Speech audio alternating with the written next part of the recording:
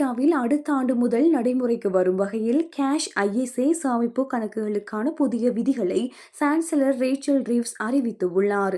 தற்போது ஆண்டுக்கு 20,000 பவுண்டாக இருக்கும் கேஷ் ஐஎஸ்ஏ சேமிப்பு எல்லை ஏப்ரல் மாதம் 2027 முதல் 12,000 பவுண்டாக குறைக்கப்பட உள்ளது. இந்த நடைமுறை 65 வயதுக்கு குறைந்தவர்களுக்கே பொருந்தும். 65 வயது அல்லது அதற்கு மேற்பட்ட முதியவர்கள் தொடர்ந்தும் ஆண்டுக்கு 20,000 வரை வரியின்றி சேமிக்க முடியும் என உறுதிப்படுத்தப்பட்டுள்ளது. இந்த புதிய விதி 2027 ஏப்ரல் மாதத்தின் பின்னர் நீங்கள் வைப்பிலிடும் புதிய பணத்திற்கு மாத்திரமே பொருந்தும்.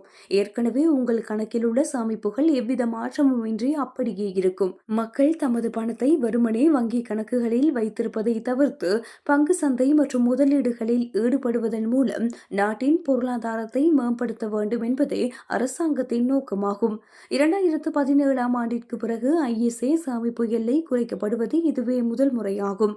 நீங்கள் 64 வயது அல்லது அதற்கு உட்பட்டவராக இருந்தால் 2027 ஆண்டு இந்த சட்டம் அமலுக்கு வருவதற்கு முன்னதாகவே உங்களது ஐஎஸ்ஏ சேமிப்பு எல்லைகளை முழுமையாக பயன்படுத்திக் கொள்வது சிறந்தது என மணி சேவிங் எக்ஸ்பர்ட் நிபுணர்கள் அறிவுறுத்தியுள்ளனர்.